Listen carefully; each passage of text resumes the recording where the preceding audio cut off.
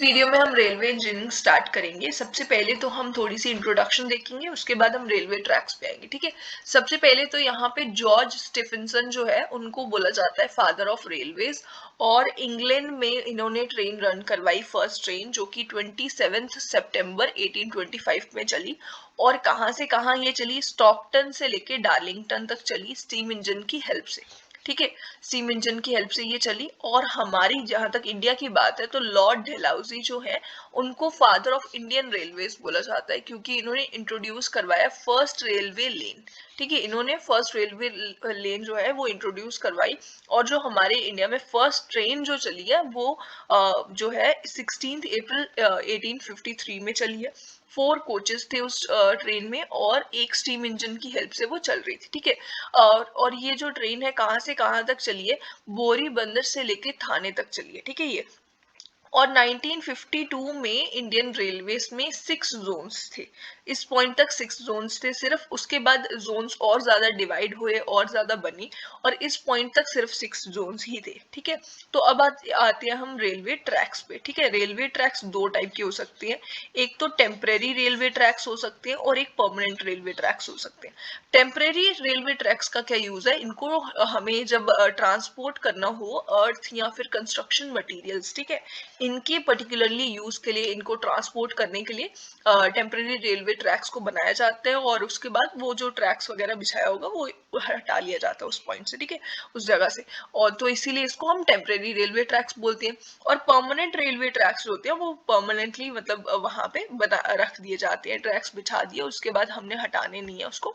और ये यूज करे जाती है मेनली ताकि हम पैसेंजर ट्रेन जो है और गुड्स ट्रेन जो है, जो कि लोगों को और जो सामान को लेके जाती हैं, वो ट्रेन जो है वो उनके लिए ये यूज करी जाती है परमानेंट रेलवे ट्रैक्स। ठीक है, ये सेमी इलास्टिक होती है, किसकी हेल्प से? ब्लास्ट कुशन जो होता है इसके नीचे, बैलास्ट कुशन। जब एक रेलवे ट्रैक कंस्ट्रक्ट करा जाता है, रेलवे लाइन कंस्ट्रक्ट करी जाती है, उस टाइम पे हमारे पास कुछ सर्वेस करे जाते हैं। ठीक है, सबसे पहले आता है ट्रैफिक सर्वे, जिसमें हम एस्टिमेट करते हैं, इसकी स्टडी वगैरह डिटेल स्टडी करते हैं और पता करते हैं कि वहाँ पे ट्रैफिक कितना है, ट्रैफिक कंडीशन क्या है उस एरिया की, और वहाँ पे सबसे बेस्ट रूट कौन सा होगा।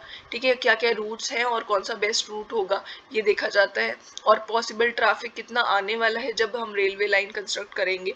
फिर उसके बाद सेकंड करा जाता है रिकग्नाइजेंस सर्वे। रिकग्नाइजेंस सर्वे में डिटेल इन्वेस्टिगेशन मतलब रफली इन्वेस्टिगेट करा जाता है, और इसमें टेक्निकल फिजिबिलिटी देखी जाती है प्रोजेक्ट की, कि ये टेक्निकली साउंड होगा कि नहीं होगा, और एक रफ कॉस्ट देखी जाती है, जितने भी हमारे पास ऑल्टरनेटिव हमें रूट्स पता चले थे कि ये यहाँ यहाँ हो सकती हैं ट्रैक्स, वहाँ पे रफ कॉस्ट देखी जाएगी हर एक रूट की। ठीक है, फिर उसके बाद आता है प्रीलिमिनरी सर्वे। प्रीलिमिनरी सर्वे में हमें डिटेल इन्वेस्टिगेशन करनी होती है, इसमें हमें अच्छे से पता करना होती है कि टोटल इसकी कॉस्ट प्रोजेक्ट की क्या आने वाली है और किस तरीके से ये प्रोजेक्ट होगा, मतलब पूरा इंस्ट्रूमेंट वगैरह ले जाके इसकी डिटेल हम सर्वे वगैरह करते हैं। ठीक है, अब इसमें जो प्रीलिमिनरी सर्वे है ना, इसी सर्वे के बेस पे जो रेलवे एडमिनिस्ट्रेशन है वो डिसाइड करती है कि हमें प्रोजेक्ट करना है कि नहीं करना है। ठीक है, वो फाइनल डिसीजन इसी प्रीलिमिनरी सर्वे के बेस पे दिया जाता है। डिटेल्ड और लोकेशन सर्वे जो है, इसमें क्या करा जाता है? इसमें हम प्रॉपर फाइनल लोकेशन सर्वे जो होगा वो करेंगे, सेम इंस्ट्रूमेंट का यूज करेंगे, और हम फाइनलाइज करेंगे कि यहाँ पे प्रॉपर हमारी जो वर्किंग डिटेल्स जो होंगी वो प्रिपेयर करेंगे यहाँ पे, और कॉस्ट का एस्टिमेट करेंगे कि कितनी एक्यूरेट कॉस्ट आने वाली है। ये सब भी हम फाइनलाइज कर देते हैं डिटेल और लोकेशन सर्वे में। तो ये एक परमानेंट ट्रैक है, आप यहाँ पे देख सकते हो। यहाँ पे है बेलास्ट कुशन, ये है यहाँ पे स्लीपर्स, और यहाँ पे ये रेल्स दिख रहे हैं आपको। ठीक है, इसके बारे में हमने डिटेल में डिस्कस करना है। अब यहाँ पे ये है फॉर्मेशन विड्थ, यहाँ से लेके यहाँ तक फॉर्मेशन विड्थ है। ये जो फॉर्मेशन विड्थ है इसके ऊपर बेलास्ट कुशन रखा जाता है, मतलब कि बेलास्ट होती है, छोटे छोटे स्टोन्स हो सकते हैं, कुछ भी हो सकता है, वो भी हम डिस्कस करेंगे। बट ये जो विड्थ है ना, फॉर्मेशन विड्थ, ये किस चीज पे डिपेंड करती है, सबसे पहले ये डिस्कस करना बहुत जरूरी है। सबसे पहली चीज आती है, ये टाइप ऑफ गेज पे डिपेंड करेगी। गेज क्या होता है? ये रेल्स है ना दोनों, यहाँ पे इसके इनर फेस से लेके ये वाले रेल से दूसरे वाले रेल्स, जो इनके इनर फेस जो है, इनके बीच का जो डिस्टेंस होगा उसे बोला जाएगा गेज। ठीक है, ये हो जाएगा गेज। और जो ये गेज है इसके अलग अलग टाइप्स हो सकते हैं, ब्रॉड गेज और स्टैंडर्ड गेज वगैरह वगैरह, ठीक है। ब्रॉड गेज जो होगा उसका विड्थ ज्यादा होगी, मतलब ये जो डिस्टेंस है ये ज्यादा कम हो सकता है। तो जो ये जो गेज होंगे ना इसके ऊपर डिपेंड करेगा फॉर्मेशन विड्थ। अब फॉर्मेशन विड्थ कैसे डिपेंड करेगी, जो अगर ब्रॉड गेज जो है अगर हमने ट्रैक जो है वो ब्रॉड गेज के अकॉर्डिंग बिछाया, मतलब हमने जो गेज है उसकी डिस्टेंस ज्यादा रखा हुआ है, इसका मतलब ये है कि हमें फॉर्मेशन विड्थ भी ज्यादा पड़ेगी जरूरत उसकी। और उस सिमिलर वे में अगर नैरो गेज होगा तो इसका मतलब फॉर्मेशन विड्थ की कम जरूरत पड़ेगी, ठीक है। तो मतलब विड्थ जो है वो इसके अकॉर्डिंग वेरी कर सकती है, गेज के अकॉर्डिंग। दूसरा, नंबर ऑफ ट्रैक्स, अगर एक ट्रैक बिछाया हुआ है तो फॉर्मेशन विड्थ कम होगी। अगर इसी के साथ एक और ट्रैक इसी की साइड पे बिछा दिया होता, ठीक है, इस तरीके से स्लीपर लगा के रेल्स लगा दिए होते, एक और ट्रैक बिछा दिया होता, दो ट्रेन एक साथ एक टाइम पे चल सकती होती, ठीक है। तो दो ट्रैक्स बिछा देते तो हमें फॉर्मेशन विड्थ जो है उसके लिए ज्यादा की जरूरत पड़ती है ना, कॉमन सी बात है। तो मतलब कि नंबर ऑफ ट्रैक्स पे भी ये डिपेंडेंट होती है फॉर्मेशन विड्थ। उसके बाद आती है वेदर फॉर्मेशन जो है वो किस पे है, बैंकिंग पे है या कटिंग पे है, एम्बैंकमेंट में या कटिंग पे, उसके ऊपर भी डिपेंड करेगा। देखो इस तरीके से ये कटिंग में भी हो सकती है, ठीक है, और ये बैंकिंग में भी हो सकती है, ठीक है। अब ये जो ट्रेन्स जो होती हैं, जो परमानेंट ट्रैक्स जो होती है ना, ये जो रेलवे ट्रैक्स होती हैं ये ज्यादातर प्रेफर कर जाती हैं बैंकिंग पे, उस पे ज्यादा सही रहती हैं, ठीक है। तो ये चीज भी आपको याद रखनी है कि इन तीनों चीजों पे ये डिपेंड करेगी फॉर्मेशन विड्थ। इसके बाद आते हैं गेजेस। गेजेस के बारे में हमने अभी अभी डिस्कस करा कि ये जो रेल्स होंगी इसके बीच का जो इनर डिस्टेंस होगा, यहाँ से यहाँ तक का डिस्टेंस, इसी को हम गेज बोलेंगे। और इसको कैसे डिफाइन करा जाता है, as the clear distance between inner face या फिर रनिंग फेस या फिर हम गेज फेस, तीनों ही इसको इसके लिए यूज कर सकते हैं वर्ड, कि ये इनर फेस जो है, रेल्स के जो इनर फेस है इनके बीच का जो डिस्टेंस है उसी को हम बोलेंगे गेजेस, ठीक है, इसी को हम गेज बोल देंगे। अब ये गेज के डिफरेंट टाइप्स होते हैं। सबसे पहले आता है नैरो गेज। नैरो गेज होता है 762 साइज का, ठीक है, इस साइज का होगा नैरो गेज, या फिर ये 610 का भी हो सकता है। मेनली जो है इसको 762 जो है बोला जाता है कि ये नैरो गेज है, ठीक है। इसको इंट्रोड्यूस करवाया गया था ताकि जो थिनली पॉपुलेटेड एरिया या फिर हिली या माउंटेनियस रेलवेज जो है वहां पे इसको यूज करा जा सकता था, ठीक है, या फिर मिसलिनियस पर्पसेस के लिए। इसके बाद आता है मीटर गेज, जिसकी जो विड्थ होती है वो पूरी की पूरी 1 मीटर होगी, ठीक है। इनके बीच का डिस्टेंस, रेल्स के बीच का डिस्टेंस 1 मीटर होगा। फिर स्टैंडर्ड गेज आ जाता है जिसमें 1435 जो होगा इसकी विड्थ होगी। और ये स्टैंडर्ड गेज जो होगा वो इंडिया में यूज नहीं करा जाता है। इंडिया में ज्यादातर यूज करे जाते हैं ब्रॉड गेजेस। ब्रॉड गेजेस जो है 1676 इसकी विड्थ होती है, ये सबसे ज्यादा यूज करे जाते हैं इंडिया में। इसी पे ज्यादातर ट्रैक्स जो होते हैं इसी ब्रॉड गेज के हिसाब से बिछे होते हैं, ठीक है। अब ब्रॉड गेज को क्यों प्रेफर करा जाता है मीटर या फिर नैरो गेज के कंपैरिजन में, क्यों प्रेफर करा जाता है, इसके कुछ रीजंस है। सबसे पहले ये ज्यादा स्टेबिलिटी देता है।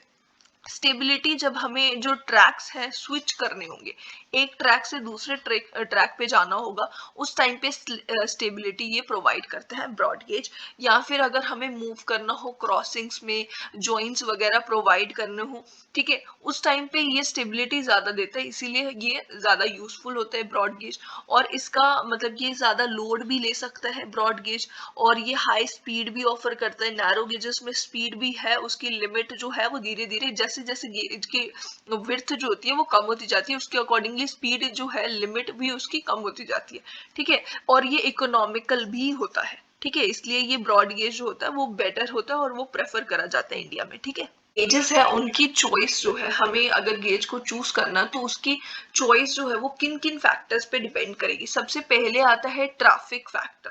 अगर ट्रैफिक जो है, वॉल्यूम ऑफ ट्रैफिक हाई है या लो है, उसके अकॉर्डिंगली जो गेज होगा ना हम डिसाइड करेंगे। अगर लो ट्रैफिक होगा तो कॉमन सी बात है, अभी अभी हमने डिस्कस करा था कि थिनली पॉपुलेटेड जो एरिया होगा वहां पे हम नैरो गेज यूज कर सकते हैं, ठीक है। और साइज ऑफ वैगन्स जो होंगे, ठीक है, उसके अकॉर्डिंगली भी उसके लिए लिए भी यूजफुल होगा। ट्रैफिक फैक्टर में ये सारी चीजें आ जाएंगी। साइज ऑफ वैगन्स भी आ जाएगा, स्पीड और हॉलिंग कैपेसिटी ऑफ ट्रेन, मतलब कितना जो ट्रेन जो है वो मटेरियल खींच के लेके जा सकती है, वो भी इस पे डिपेंड करेगी। मतलब गेजेस जो होंगे इसके ऊपर भी डिपेंड करेगी गेज की विड्थ जो होगी। फिर उसके बाद फिजिकल फीचर्स, जो फिजिकल फीचर्स होंगे कंट्री के, कि कंट्री जो है वो ही माउंटेनियस है उसका टेरेन, या फिर स्टीप जो है टेरेन है, या किस तरीके से है, फ्लैट है पूरी कंट्री का सरफेस, तो उसके अकॉर्डिंगली भी। अब हमारी कंट्री जो है उसकी कंडीशंस हर जगह मतलब अलग अलग है, तो उसके अकॉर्डिंगली ही हमारी कंट्री में यूज करी जाती है। मेनली ज्यादातर जो है वो ब्रॉड गेज यूज करा जाता है, बाकी हिली पोर्शंस में नैरो गेजेस का ज्यादा यूज होता है। फिर उसके बाद आती है कॉस्ट ऑफ कंस्ट्रक्शन। अब कॉस्ट ऑफ कंस्ट्रक्शन पे भी डिपेंड करेगा हमारा जो गेज है वो कौन सा हमें यूज करना है। फिर यूनिफॉर्मिटी ऑफ गेज जो होगा उसको एकदम यूनिफॉर्म हमें रखना होता है, मतलब ये नहीं कर सकते कि हम ब्रॉड गेज से नैरो गेज में लेके आ जाएं, या ये कभी कभी यूज करना स्विच करना भी पड़ता है कि मतलब गेजेस में, लेकिन जनरली हम कोशिश करते हैं कि एक ही ट्रैक हो, एक ही गेज हो जो हर जगह यूज करा जाए, हर एक ट्रेन मतलब हर एक जो हमारे पास जितना भी हमारे परमानेंट वे हो पूरे ऑल ओवर कंट्री में एक ही गेज का यूज करा जाए ताकि यूनिफॉर्मिटी आए। हमने फॉर्मेशन विड्थ के बारे में डिस्कस करा था। अगर फॉर्मेशन विड्थ अगर सिंगल लेन ट्रैक होगा और मीटर गेज होगा तो फॉर्मेशन विड्थ 4.88 मीटर या फिर 5.85 मीटर तक हो सकती है, ठीक है। अगर डबल लेन ट्रैक होगा और ब्रॉड गेज होगा और वो भी कटिंग में अगर होगा तो अगर हम ड्रेन्स को एक्सक्लूड करें तो 11.55 मीटर होगी फॉर्मेशन विड्थ, और अगर इसको ड्रेन्स को हम इंक्लूड कर दें तो 12.5 मीटर हो जाएगी फॉर्मेशन विड्थ। अब जो मैक्सिमम डिग्री ऑफ कर्वेचर है ना, ब्रॉड गेज के लिए 10 हो जाएगा, मीटर गेज के लिए 16 हो जाएगा और नैरो गेज के लिए 40 डिग्री हो जाएगी, ये डिग्रीज में, ठीक है। और अगर ये ब्रॉड गेज जो है इसमें 8 डिग्री से ऊपर जब भी हम जो है डिग्री ऑफ कर्वेचर लेते हैं तो उस टाइम पे हमें चेक रेल्स प्रोवाइड करनी पड़ती है, जिसके बारे में हम आगे डिस्कस करेंगे। अब यहाँ पे जो हमारी रेल्स होती हैं और ये हमारा व्हील है, ठीक है, हमारी ट्रेन का व्हील है। तो जो ये रेल्स होती हैं और व्हील जो होता है इसके यहाँ पे व्हील जो है इसका डाया इस तरीके से कॉन्टिन्यूसली इंक्रीजिंग होगा इस तरीके से, और जो इसके एंडिंग में ये जो एक्स्ट्रा पोर्शन है जो एकदम से कॉन्टिन्यूसली इंक्रीज कर रहा था सडनली एकदम से इंक्रीज कर गया, ये वाला जो पोर्शन है ना, इतने पोर्शन को बोलते हैं फ्लैंज, ठीक है, ये वाले पोर्शन को बोला जाता है फ्लैंज, ठीक है। अब ये जो पोर्शन है और जो रेल है, ठीक है, इसके इनर एज से ये वाले पोर्शन तक का डिस्टेंस जो होगा ना, ये यहाँ पे जो गैप आपको दिख रहा है ये वाला गैप, ठीक है, ये गैप होगा 19 mm, ठीक है। The total gap on both side between inner edges of the wheel flanges and gauge face of the rail is kept as 19 mm। इसके इनर साइड और रेल्स जो है इसका गेज फेस मतलब इनर फेस, ठीक है, इन दोनों के बीच का डिफरेंस जो हो जाएगा वो हो जाएगा 19 mm।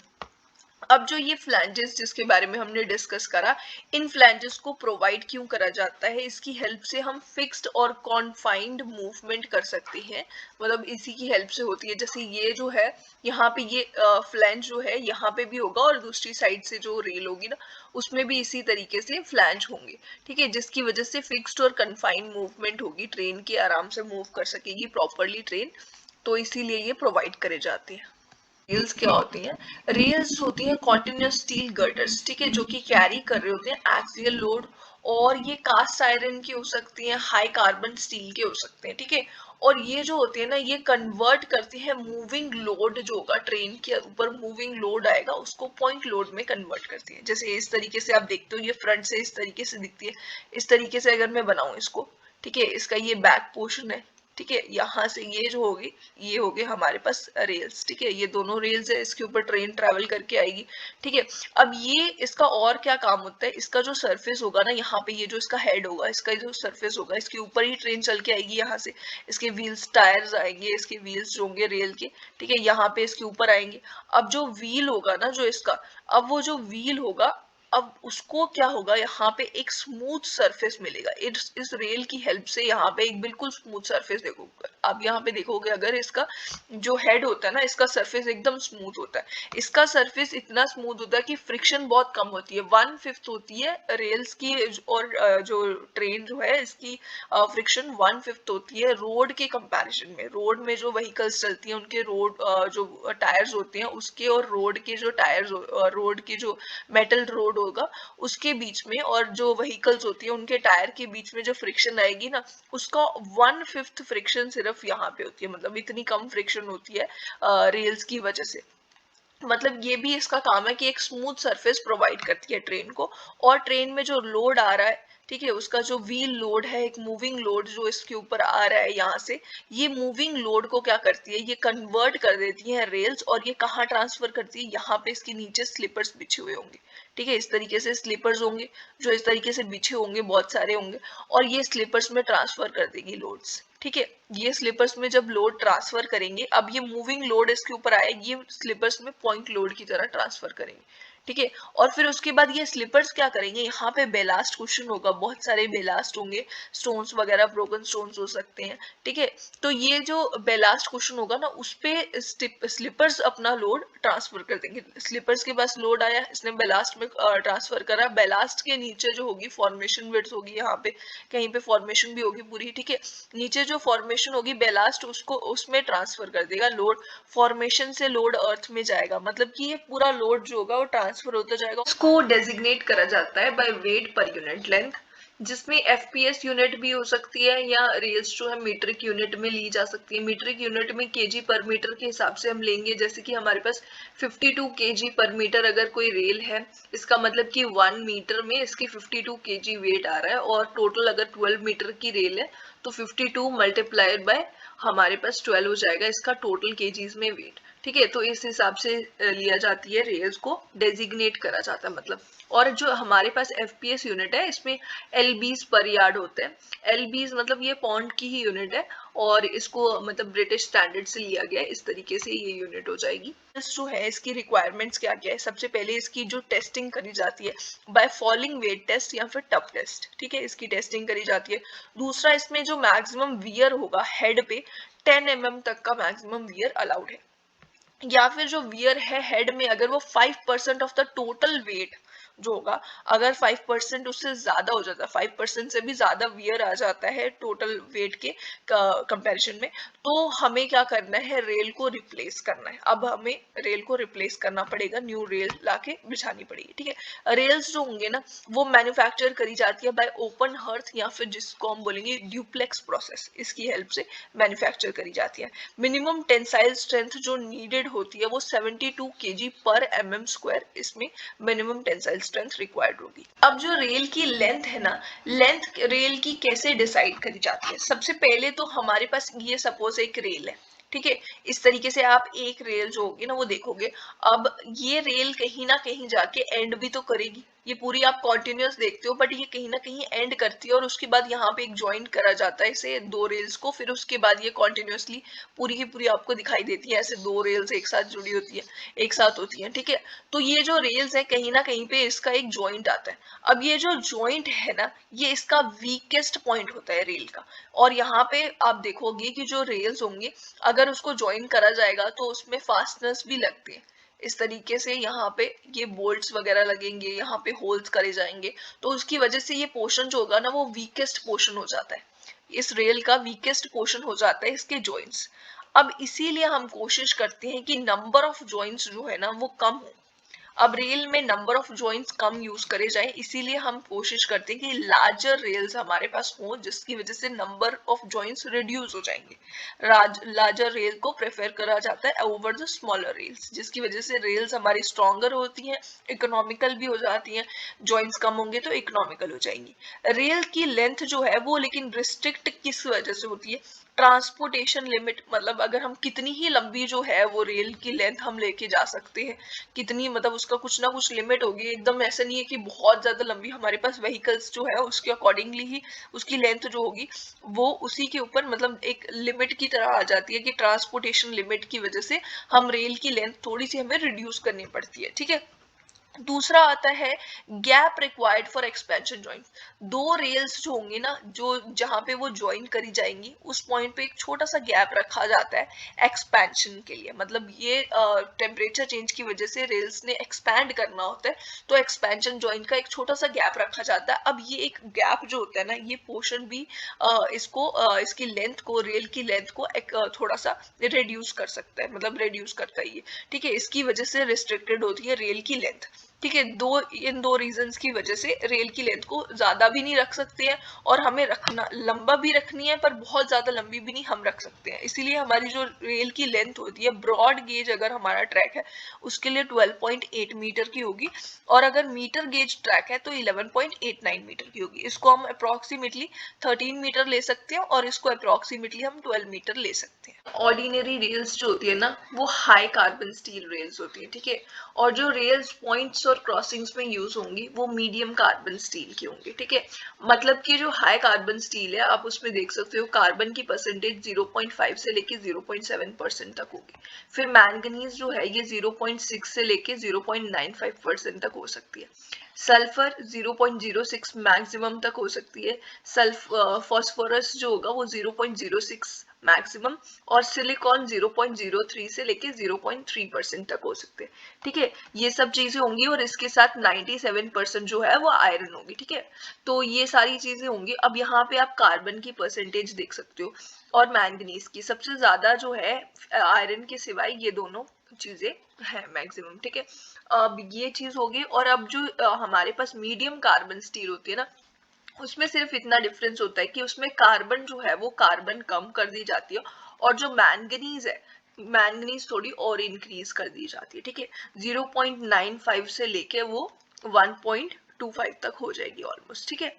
इस तरीके से मतलब ये थोड़ा सा चेंज करके इसको पॉइंट्स और क्रॉसिंग पे यूज करा जाता है। अब जो ratio of weight of rail in turn to the locomotive axle load जो है, ये जो है इसकी हेल्प से हम डिसाइड करते हैं जो हमारा मतलब कि लोकोमोटिव का जो लोड होगा वो कितना मतलब आ सकता है, ठीक है। तो ये जो रेशियो है ये हमारे पास पहले से है, ये रेशियो 1:510 जो है इसकी रेशियो होगी। रेल और वेट ऑफ रेल जो होगा टर्न्स में जो वेट होगा रेल का, और उसके ऊपर कितना लोकोमोटिव एक्सल लोड आ सकता है, ठीक है, इन दोनों की रेशियो होगी, ठीक है। ये हो जाएगी 1:510, ठीक है। अब जो रेल्स होती है ना, इनकी टेस्टिंग करी जाती है, जिसमें सबसे पहले आता है फॉलिंग वेट टेस्ट, या फिर जिसे हम टप टेस्ट बोलेंगे। अब इन रेल के पीसेस को लिया जाता है, 1.5 मीटर का पीस लेना है, और क्या करना है कि रेल को सपोर्ट करा जाएगा बिटवीन द बियरर्स के से उसको सपोर्ट कर दिया साइड से, ठीक है। और एक प्रिस्क्राइब डिस्टेंस पे उसको सपोर्ट करा हुआ होगा, और टप जो होगा, एक टप या फिर जिसे हम कहेंगे एक स्पेसिफाइड वेट जो होगा, जो कि 90 आर रेल्स जो होती हैं उनके लिए 1000 kg का वेट जो होगा वो स्पेसिफाइड करा गया है, और वो गिराना है उसके ऊपर, उसके सेंट्रल पोर्शन पे गिराना है, और 7.2 मीटर की हाइट से गिराना है। जब हम ये गिराएंगे उसके बाद जो ये स्पेसिमेन है ना, इसके ऊपर फ्रैक्चर वगैरह नहीं आना चाहिए, ठीक है। यही इसका सिंपली टेस्ट है कि इसके ऊपर फ्रैक्चर नहीं आना चाहिए। इसके बाद आता है टेंसाइल टेस्ट। टेंसाइल टेस्ट जो होगा ना, इसमें क्या करा जाता है कि टेंसाइल टेस्ट में हमें पता है कि मिनिमम टेंसाइल स्ट्रेंथ रेल की हमें चाहिए है 72 kg पर mm, ठीक है, इतनी तो होनी चाहिए। और दूसरी इसमें इलोंगेशन जो होगी, टेस्ट टेंसाइल टेस्ट मतलब टेंसाइल जब स्ट्रेंथ किसी चीज की देखते हैं तो उसको पकड़ के दोनों साइड से मतलब खींचा जाएगा ना, तो इसकी जो मिनिमम इलोंगेशन होगी रेल की, वो मीडियम मैंगनीज रेल्स जो होंगी, ठीक है, उसमें 14% होगी, और कार्बन क्वालिटी की रेल्स जिसमें कार्बन ज्यादा होगा वो 12% उसमें होनी चाहिए मिनिमम इलोंगेशन, ठीक है। ये टेस्ट ऑप्शनल है, और ये तभी करा जाएगा जब इंस्पेक्टिंग ऑफिसर ने बोला हुआ है, ठीक है। हैमर टेस्ट में रेल को हमने वर्टिकली रखना है, और जो ये जो है इस तरीके से हमने रख देना वर्टिकली, और इसके ऊपर एक हैमर जो है वो 4.5 kg का हैमर इसके ऊपर ब्लोज देनी है, ठीक है। तब तक ब्लोज देने हैं तब तक जब तक ये वेब जो है ये बेंट नहीं कर जाता। ये बेंट कर जाना चाहिए लेकिन इसके ऊपर फ्रैक्चर्स नहीं आने चाहिए, ठीक है। तो ये भी टेस्ट जो है आजकल के टाइम पे नहीं करा जाता है, पर ये 3 टेस्ट होते हैं रेल्स में, तो आपको याद रखने हैं इनके नाम स्पेशली। अब जो रेल्स है इसके वेरियस टाइप्स होते हैं। सबसे पहले आती है बुल हेडेड रेल। अब बुल हेडेड रेल जो है ये पहले डबल हेडेड रेल, ठीक है, डबल हेडेड रेल जो है ये पहले यूज करी जाती थी, जिसमें ये जो हेड होते थे और जो फुट होता था ना, दोनों में same equal amount of material use करा जाता था, जिसके पीछे आइडिया ये था कि एक बार एक हेड को यूज करा जाएगा और फिर उसके बाद उसका जो बॉटम पोर्शन है इसको पूरा इन्वर्ट करके इसका बॉटम पोर्शन हेड की जगह लाया जाएगा और फिर उसके बाद उसको यूज करा जाएगा। फिर उसके बाद मतलब ये इसकी इसकी वजह से लाइफ जो होगी थोड़ी बढ़ जाएगी। बट प्रॉब्लम क्या हुई कि इसकी वजह से मतलब जब ये एक बार यूज करा गया उसके बाद इसमें वियर एंड टियर हो गया, जिसकी वजह से वो सेकेंड टाइम फिर से उसको मतलब ऐसे रोटेट करके या इसको टर्न करके हम यूज नहीं कर पाए, जिसकी वजह से ये आइडिया जो है फ्लॉप हो गया। उसके बाद हमने यूज करी bull headed rails. Bull headed rail में जो रेल है उसका हेड जो है उसमें सबसे ज्यादा मटेरियल होता था और बॉटम पोर्शन फुट पोर्शन जो था उसमें बहुत कम मटेरियल यूज होता था। इसके हेड में ठीक ठाक मटेरियल यूज करते थे ताकि जो स्ट्रेसेस हैं वो बियर कर सके, ठीक है। अब ये वाली जो है ये भी ठीक थी, बट उसके बाद आई फ्लैट फुटेड रेल्स जिसको हम विग्नॉल्स रेल भी बोलते हैं। अब जो ये फ्लैट फुटेड रेल है ना, ये सबसे ज्यादा यूजफुल रही, सबसे ज्यादा एडवांटेजनस रही। इसमें क्या है कि इस तरीके से एक हेड होगा और जो फुट होगा ना वो फ्लैट फुटेड होगा, जैसे हम पहले यूज कर रहे थे उसकी जगह अब फ्लैट फुटेड यूज करना शुरू कर दिया। अब ये जो फ्लैट फुटेड है इसको हम बियरिंग प्लेट भी बोल सकते हैं, फ्लैट प्लेट भी बोल सकते हैं, पोर्शन जो इसका बॉटम पोर्शन है।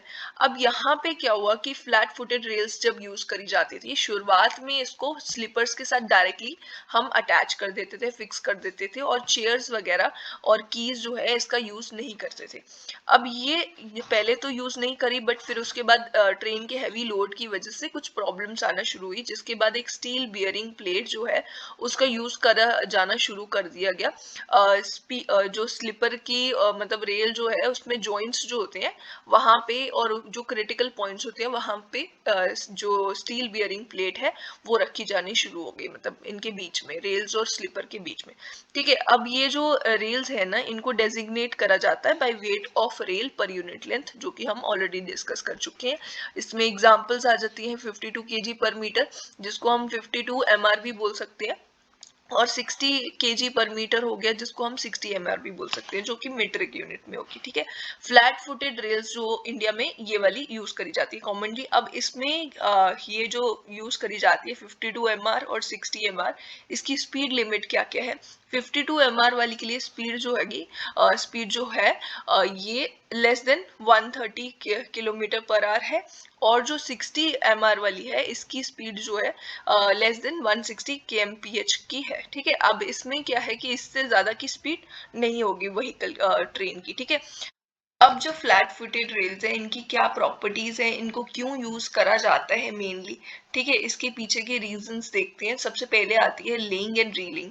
मतलब ये जो फ्लैट फुटेड रेल्स है ना इसकी फिटिंग सिंपलर होती है, जिसकी वजह से ये इसकी लेइंग मतलब इसको बिछाना और फिर से बिछाना इस तरीके से, मतलब लेइंग और रीलिंग इसकी बहुत ईजी हो जाती है। फिर उसके बाद आती है इसकी स्ट्रेंथ और स्टिफनेस, ठीक है।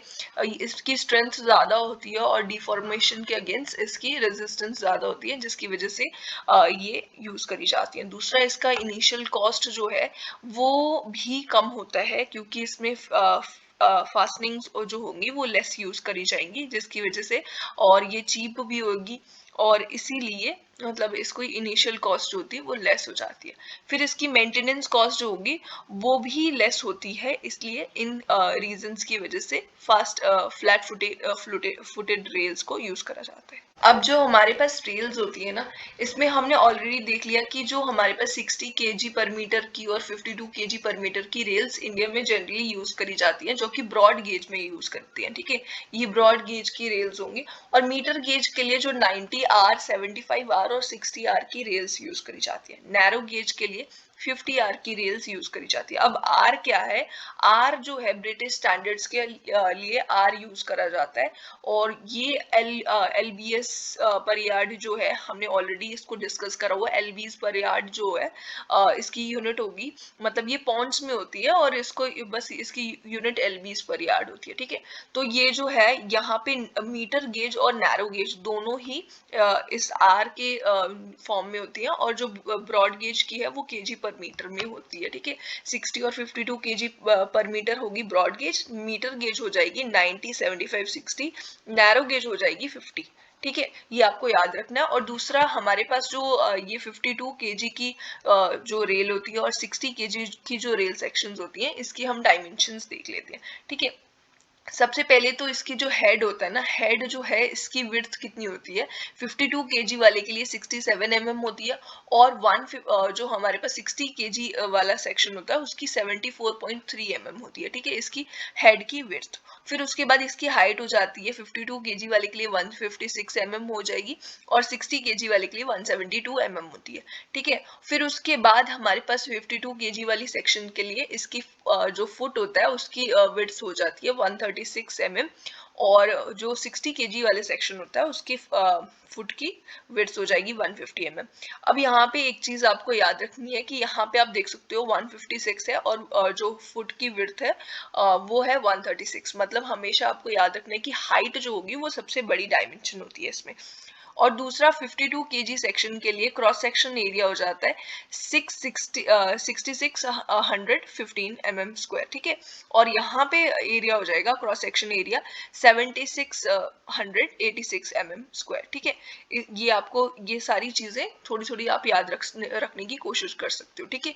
इसके बाद आती है रेल के जॉइंट्स। रेल जॉइंट्स जो होते हैं ना, मतलब दो रेल्स जो होंगी उसको ज्वाइन करा जाएगा जिस पॉइंट पे, उसे रेल जॉइंट बोलेंगे। अब ये जो है रेल्स का सबसे वीकेस्ट पार्ट होता है, यहाँ पे 50% स्ट्रेंथ होती है रेल की, ठीक है। ये सबसे वीकेस्ट पार्ट होगा, और इसीलिए हम कोशिश करते हैं कि कम से कम रेल जॉइंट्स हो, ठीक है। अब इसके जो टाइप्स है वो हम डिस्कस करेंगे। सबसे पहले है supported rail joint. Supported rail joint जो होता है, सिंपली जो रेल्स जो होंगे ना वो रेस्ट कर रही होंगी एक सिंगल स्लीपर पे, जैसे आप इस डायग्राम पे देख सकते हो। यहाँ से ये रेल जो है कॉन्टिन्यूएशन में आ रही थी, और यहाँ पे मतलब ये रेल एंड करती है, और नई रेल जो है वो एक मतलब एक ये दोनों की दोनों रेल्स जो है एक स्लीपर पे मतलब एंड और स्टार्ट कर रही है, ठीक है। तो इसी को बोला जाएगा सपोर्टेड रेल जॉइंट। अब इसकी वजह से क्या बोला जाता है, मतलब इसमें कोई एक्स्ट्रा कैंटिलीवर पोर्शन नहीं है जो मतलब फ्रीली इस तरीके से, जैसे ये अगर यहाँ पे एक स्लीपर होता और एक्स्ट्रा यहाँ से कैंटिलीवर पोर्शन होता तो वो यहाँ पे नहीं है, और इसीलिए ये जो स्लीपर जो है यहाँ पे सपोर्ट कर रही है, जिसको जॉइंट स्लीपर भी बोल सकते हैं हम, ठीक है। इस स्लीपर की हेल्प से क्या होता है, कहा जाता है कि इससे रिड्यूस कर सकते हैं हम वियर एंड टियर रेल का, ठीक है। सबसे पहले आ गया सपोर्ट रेल जॉइंट, फिर आता है सस्पेंडेड रेल जॉइंट। अब इसमें जैसे हमने पहले डिस्कस करा उसका उल्टा होगा, rails and are projected beyond sleepers, मतलब जैसे ये अभी मैं बोल रही थी कि यहाँ से कैंटिलीवर पोर्शन की तरह एक्स्ट्रा पोर्शन होगा जो कि रेल प्रोजेक्टेड होती बियॉन्ड द स्लीपर, ठीक है। और नेक्स्ट वाली रेल जो होगी वो भी इस तरीके से होगी, ठीक है। इस तरीके से ये मतलब स्लीपर के भी आगे तक कुछ पोर्शन होगा वो एक्स्ट्रा प्रोजेक्टेड होगा, जो कि कैंटिलीवर पोर्शन, इस तरीके से हम बोल सकते हैं कि ये कैंटिलीवर पोर्शन एक्स्ट्रा है, ठीक है। और जिसकी वजह से अब इस जॉइंट की वजह से क्या होता है, जो बेलास्ट होगा इस स्लीपर के नीचे का उसकी पैकिंग लूज हो जाती है, ठीक है। अब इसके बाद जो सेकंड थर्ड जॉइंट है वो है ब्रिज जॉइंट। ब्रिज जॉइंट जो है सस्पेंडेड जॉइंट जो होता है ना, जैसे ये सस्पेंडेड जॉइंट होता है प्रोजेक्टेड बियॉन्ड स्लीपर्स, अब इसके केस में भी सेम होगा, बट यहाँ पे नीचे स्लीपर के साथ यहाँ पे एक बियरिंग प्लेट लगा देती है, ठीक है। जिसे हम एक प्लेट लगा देती हैं जिसे हम ब्रिज प्लेट बोलते हैं, ठीक है। एक ब्रिज प्लेट लगा दी जाती है जो इस जो जॉइंट है इसके ऊपर इस तरीके से, स्लीपर के ऊपर इस तरीके से ब्रिज कर रही है, तो हम कह सकते हैं इसको ब्रिज प्लेट। इसको कनेक्ट करा जाता है फ्लैट एंड कॉर्रुगेटेड प्लेट जो है उसकी हेल्प से स्लीपर्स को, जिसको हम बोलेंगे ब्रिज प्लेट, ठीक है। और ये जो जॉइंट है ना, इसको ज्यादातर इंडियन रेलवेज में यूज नहीं करा जाता है। इसके सिवाय आती है हमारे पास स्टैगर्ड जॉइंट या फिर स्क्वायर जॉइंट। अब स्टैगर्ड जॉइंट जो हमने जॉइंट्स डिस्कस करे हैं, यही जॉइंट्स अगर जो स्टैगर्ड वे में लगे होंगे तो उसको हम स्टैगर्ड जॉइंट बोलेंगे, ठीक है। इसमें क्या होता है, जॉइंट्स जो होंगे one on in one rail are staggered and are not opposite to the joints in other rail. जैसे ये वाला जॉइंट है, ये इसके यहाँ ऑपोजिट में नहीं है। जैसे हमारे पास ये डायग्राम है, इसमें बिल्कुल ऑपोजिट आपको जॉइंट्स दिख रहे हैं। इसका मतलब ये जो जॉइंट्स हैं ये स्टैगर्ड है। सिंपली ये जो होंगे ये स्टैगर्ड होंगे और ये कर्व ट्रैक्स में ज्यादा यूज करी जाती हैं। इसमें क्या होता है, इसकी हेल्प से क्या कर सकते हैं हम कि जो हमारे पास अब ये जो कर्व ट्रैक है तो यहाँ पे सेंट्रीफ्यूगल फोर्स आ रही होगी, जिसकी वजह से ये आउटवर्ड रे जो है ना ये बाहर की तरफ जा रही होगी। अब ये जो हमारे पास स्टैगर्ड जॉइंट्स होते हैं ना, ये इसमें हिंड्रेंस कॉज करते हैं और ये ट्रैक जो होता है ये प्रॉपरली अपनी पोजीशन पे रहता है। ठीक है, उसके बाद आते हैं स्क्वायर जॉइंट्स। स्क्वायर जॉइंट्स के केस में एक रेल जो होगी वो एग्जैक्टली ऑपोजिट होगी दूसरी रेल की।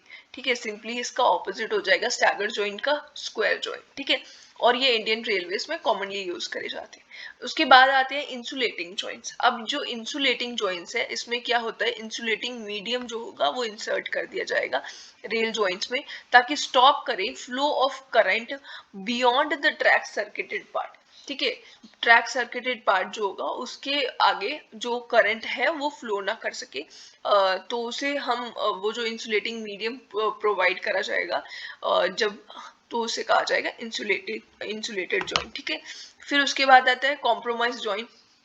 कॉम्प्रोमाइज जॉइंट में क्या होता है, हमारे पास अगर दो डिफरेंट रेल सेक्शंस है उसको हमें ज्वाइन करना पड़ जाता है। ठीक है, फिश प्लेट की हेल्प से हम दो डिफरेंट रेल सेक्शंस को ज्वाइन कर देते हैं, जिसमें क्या होता है कि ये जो जॉइंट्स होते हैं, मतलब जैसे ये कौन से डिफरेंट जॉइंट्स, मतलब हमें ब्रॉड गेज वाला जो ट्रैक है अगर उसको स्टैंडर्ड गेज के साथ हमें ज्वाइन करना पड़ जाए, ठीक है, उस हिसाब से दो डिफरेंट रेल सेक्शंस है उनको हमें ज्वाइन करना पड़ जाए, are required to be join together. अब इनकी डायमेंशंस दोनों की अलग होती है ना, और उसको ज्वाइन करना पड़ जाए तो हमें इस टाइप पे ये जो जॉइंट होगा कॉम्प्रोमाइज जॉइंट, वो हमें मतलब उस जगह पे जो जॉइंट आएगा इनकी जॉइनिंग में उसे बोला जाएगा कॉम्प्रोमाइज जॉइंट। एक्सपेंशन जॉइंट जो है ना, इसमें एक गैप प्रोवाइड करा जाता है जिसमें थर्मल एक्सपेंशन जो होगी ना, जैसे हमारे पास ये दो रेल्स है, इसके एंडिंग में यहाँ पे थोड़ा सा एक गैप प्रोवाइड कर दिया जाएगा, जिसकी हेल्प से जो ये रेल्स है ना इनकी जब टेम्परेचर चेंज होगा तो उसकी वजह से एक्सपेंशन हो जाएगी, है ना। तो एक्सपेंशन होगी, अगर यहाँ पे गैप होगा तो ये पूरे प्रॉपरली एक्सपैंड कर पाएंगी दोनों की दोनों रेल्स। उसके लिए ये एक्सपेंशन गैप जो होता है ये प्रोवाइड करा जाता है। इसके बाद हमारे पास ये एक लास्ट जॉइंट है जो कि हो जाता है वेल्डेड जॉइंट। ठीक है, अब इसमें क्या करा जाता है, रेल्स को वेल्ड करा जाता है, और दो रेल्स को वेल्ड करोगे तो वो जॉइन होके एक रेल की तरह ही हो जाएगी, है ना, उसकी मतलब लेंथ इंक्रीज कर जाएगी। तो इसीलिए ये बहुत ही स्ट्रॉन्गेस्ट जॉइंट होता है और ये परफेक्ट होता है एकदम बिल्कुल, और इसकी वजह से हमें और भी बहुत ज्यादा हमारे पास बेनिफिट्स आ जाते हैं, जैसे कि इसकी हेल्प से जो है ट्रैक सर्किटिंग जो होगी इलेक्ट्रीफाइड ट्रैक्स में वो करी जा सकती है। ठीक है, और दूसरा यहाँ पे कॉस्ट जो होगी वो डिक्रीज कर जाएगी, क्योंकि यहाँ पे अगर हम लेंथ इंक्रीज कर दे रहे हैं रेल की तो नंबर ऑफ जॉइंट्स जो होंगे वो कम हो जाएंगे, नंबर ऑफ जॉइंट्स कम हो जाएंगे, जिसकी वजह से कॉस्ट जो होगी वो ऑटोमेटिकली डिक्रीज कर जाएगी। तो हाई फ्रीक्वेंसी वाइब्रेशंस जो होती है ना वो भी ये जो है एब्जॉर्ब कर सकती है, इससे डिक्रीज हो जाएंगी। अब इसमें क्या होगा कि जो हमारे पास रेल्स होंगी, अब वो उसकी लेंथ इंक्रीज हो गई है, इसकी वजह से वो हैवी जो लोड होगा ना, रेल भी हैवी हो जाएगी, और उसका जो ऊपर जो हैवी लोड आ रहा है वो उसकी वजह से जो वाइब्रेशंस आनी थी वो भी डिक्रीज कर जाएंगी। ठीक है, इसके बाद आता है लास्ट इसमें ब्रीदिंग लेंथ। अब ब्रीदिंग लेंथ क्या होती है, ब्रीदिंग लेंथ वो मिनिमम लेंथ हो जाएगी रेल की जिसमें रेल के एंड में जो वेल्डिंग करी जाती है ना, एंड वाला पोर्शन जो होगा, जितना उसको वेल्ड करने की जरूरत है, कितना उसको वेल्ड करने की जरूरत है, ताकि हम जो थर्मल एक्सपेंशन और कॉन्ट्रैक्शन आने वाली है वो प्रिवेंट कर सके। कितना उसे एंडिंग वाले पोर्शन को कितना वेल्ड करना है ताकि थर्मल एक्सपेंशन और कॉन्ट्रैक्शन को प्रिवेंट करा जा सके, उसको सिंपली कह देंगे ब्रीदिंग लेंथ।